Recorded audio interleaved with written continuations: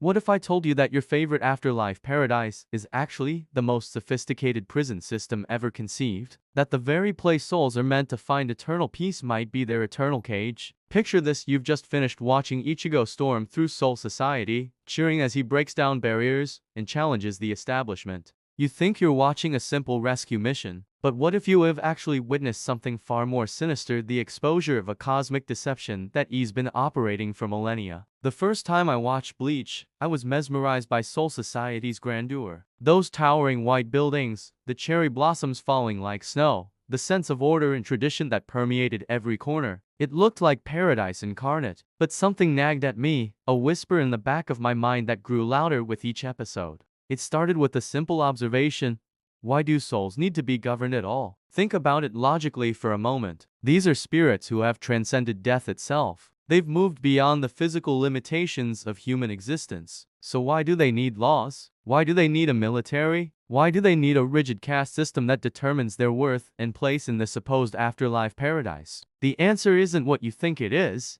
Soul Society presents itself as a natural order, an inevitable structure that emerged from necessity. The Gotei 13 exists to maintain balance. The four noble families preserve tradition. The academy trains souls to become productive members of society. On the surface, it all makes perfect sense. But here's where things get interesting. Every single institution in Soul Society serves one primary function: control. Consider the Gotei 13 for a moment. 13 military divisions with immense power, led by captains whose strength is virtually godlike compared to regular souls. Their official purpose? To maintain peace and protect Soul Society from threats. Sounds noble, doesn't it? Yet when we examine their actions throughout the series, a different pattern emerges. They don't just fight external enemies, they enforce internal compliance. They hunt down deserters. They execute those who question the system. They maintain rigid hierarchies that prevent lower-ranked souls from accessing certain areas, certain knowledge, certain freedoms. The more I analyze Soul Society's structure,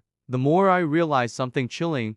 It's designed exactly like a prison, just dressed up in beautiful architecture and noble rhetoric. But prisons are obvious. Guards wear uniforms. Cells have bars. Walls are clearly marked. Soul Society's genius lies in making imprisonment feel like privilege. Take the noble families, for instance. For houses that control Soul Society's political and spiritual landscape, they don't rule through fear, they rule through aspiration. Every soul in Soul Society dreams of joining their ranks, of earning their respect, of being worthy of their attention. The prison guards have convinced the inmates that captivity is actually an honor. This psychological manipulation runs deeper than most viewers realize. The entire spiritual pressure system in Soul Society functions as a constant reminder of hierarchy. Your worth isn't determined by your character, your choices, or your growth as a being. It's determined by raw power, by how much spiritual energy you can generate. And here is the truly insidious part: this system ensures that those with the most power have the most to lose by changing it. Captain-level Shinigami enjoy incredible privileges. They have freedom of movement, access to advanced techniques, beautiful living quarters, and the respect of thousands. Why would they question a system that has elevated them to near godhood?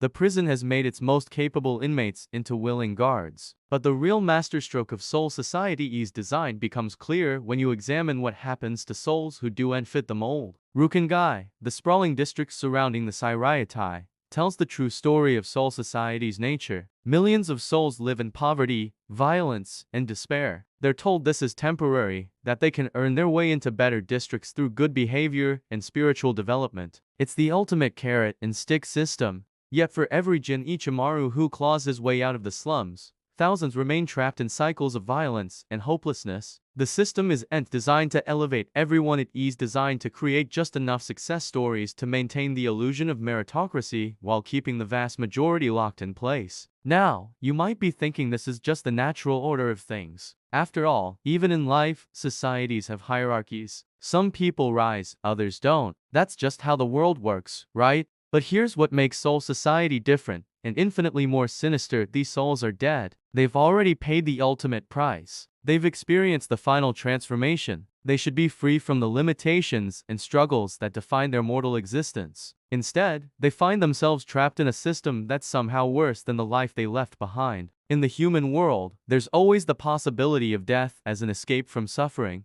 In Soul Society, there is no escape. There is only eternal compliance or eternal punishment. This realization reframes every conflict in Bleach. Ichigo isn't just fighting to save Rukia, he is fighting against a system that has convinced millions of souls that their imprisonment is paradise. The Winter War isn't just about Aizen's ambition, it is about one soul's recognition that the entire structure of the afterlife is fundamentally corrupt. And Aizen, for all his villainy, might be the only character who truly understood what Soul Society really is. Consider his final words to the Gotei 13. He doesn't just claim superiority, he exposes their hypocrisy. He reveals that their noble mission is built on lies, that their protection is actually oppression, that their paradise is actually a prison designed to serve the interests of a select few. The most disturbing aspect of Soul Society's design is how it mirrors real-world systems of control. It offers just enough freedom to prevent outright rebellion while maintaining strict boundaries that benefit those in power. It creates the illusion of choice while ensuring that all choices lead to the same destination: compliance with the established order. But perhaps the most brilliant aspect of this philosophical prison is that it convinces its inmates to police themselves. Every Shinigami believes they're serving a noble purpose. Every soul in Rukengai believes they're working toward a better tomorrow. The system has created genuine believers who will fight and die to protect their own captivity. This is why Ichigo's invasion of Soul Society is so symbolically powerful. He's not just an outsider breaking in, he's someone who refuses to accept that imprisonment can ever be paradise, no matter how beautiful the chains might be. The question that haunts every thinking viewer of Bleach is this: if Soul Society is indeed a philosophical prison, what does that say about the nature of death itself? Are we all destined for some form of cosmic captivity? Is freedom something that can only exist in the brief, chaotic span of mortal life? Or perhaps there's another possibility. Perhaps the real paradise isn't a place at all, but the courage to question systems that claim to have all the answers. Perhaps freedom isn't something that can be given or taken away, but something that must be chosen, again and again, in the face of comfortable lies and beautiful prisons. The next time you watch Bleach, look beyond the sword fights and supernatural powers. Look at the architecture of control that surrounds every character. Ask yourself, in a world where death is not the end, what becomes the ultimate form of rebellion? The answer might change everything you thought you knew about paradise.